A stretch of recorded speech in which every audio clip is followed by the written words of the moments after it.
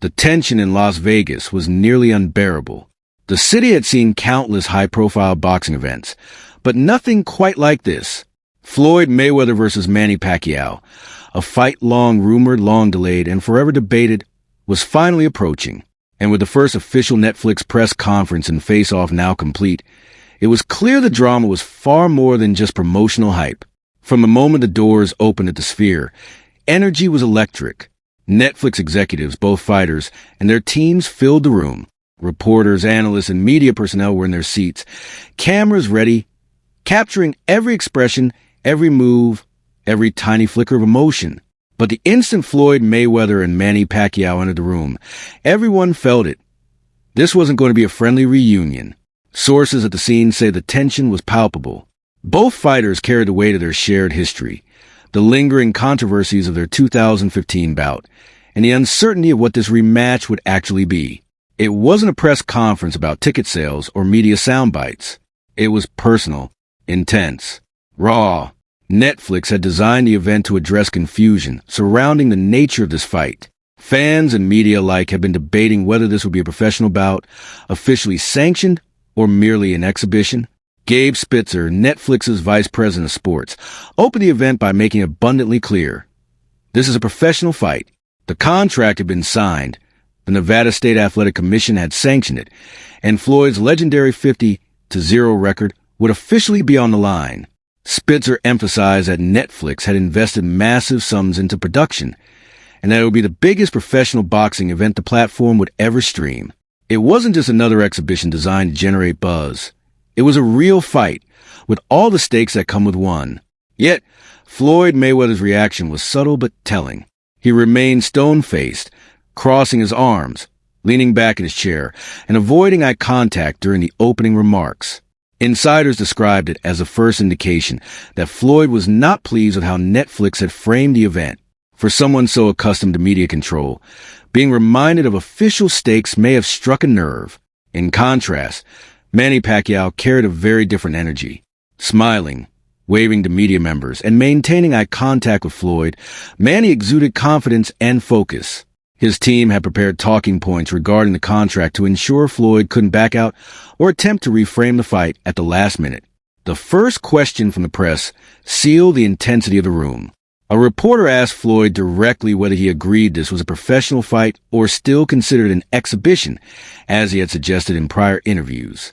Floyd hesitated, creating a silence that seemed to stretch endlessly. "I'm special," Floyd said, his tone casual but pointed. "We joke until we get hit with one of those big shots. Then there's no more joking. I retire for a reason. I'm here to have fun and enjoy myself." But the pause hinted at deeper tension. Multiple sources report that Floyd then added, "I've been retired since 2017. Whatever Netflix wants to call it is their business. I'm here to entertain and make money. The labels don't matter to me." This was when Manny spoke up, and the room froze. "No, Floyd, the label matters because you sign a contract for a real fight. Stop lying to people," Manny said, his voice sharp and unwavering. Suddenly, the tension escalated into something bordering on confrontation. Floyd's team attempted to intervene, but he waved him off, standing his ground. The exchanges became more personal. Floyd's response was reportedly aggressive, tinged with resentment. "Manny, I already beat you once when it mattered. I embarrassed you in front of the world in 2015. Why would I need to prove anything against you again? You're just desperate for another payday before you retire for good." Manny's face flushed, and he briefly spoke in Tagalog before being reminded to continue in English. When he returned to the microphone, his focus was clear. He wasn't there for money or entertainment. He was there to set the record straight and fight under fair conditions. "You're 49 years old, Floyd," Manny said, his tone calm but firm. "Your legs are gone. Your reflexes are slow. In 2015, I had a torn shoulder, and you still barely won on the scorecards. Now I'm healthy, and you're old. That's why you're scared to call this a real fight." Immediately, the media jumped in, probing about contracts and terms. Jazz Mather, Manny's promoter, pulled out the signed contract to show that the bout was clearly sanctioned under Nevada State Athletic Commission rules, with 3 judges scoring the fight and results counting officially on both fighters' records. Floyd's legal team reportedly looked surprised, if not unsettled, by the reminder that this was not an exhibition. Floyd waved it off. "I don't care what the paper says. My legacy is already cemented at 50-0. Manny can't touch that no matter what happens in September. We're going to do it again and entertain the people." Then the conversation turned to finances. Floyd declined to reveal specific figures, but hinted he was making more than he had in the 2017 bout with Conor McGregor. He emphasized that one night's paycheck would surpass what most fighters earn in their careers. Money had always been a factor for Mayweather, but Manny's motivation was different. "I'm not fighting for money anymore," Manny said. "I'm fighting to correct history and give fans a real fight they deserved in 2015. I'm 100% healthy, and I'm in control. I may not let him land one punch. It's all on me." Floyd's response was quick and confrontational. "Running away? I gave you a boxing lesson.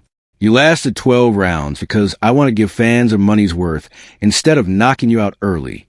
Security reportedly moved closer as the verbal intensity rose. After the press conference, the first official face-off took place, and it lasted far longer than usual. Both fighters walked toward the center of the stage slowly, maintaining eye contact, neither yielding.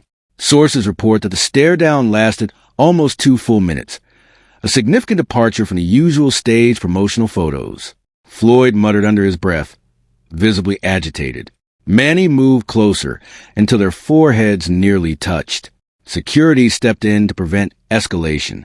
Manny then raised his fist to the crowd in triumph, while Floyd turned and walked off the stage, refusing to take further photos. Manny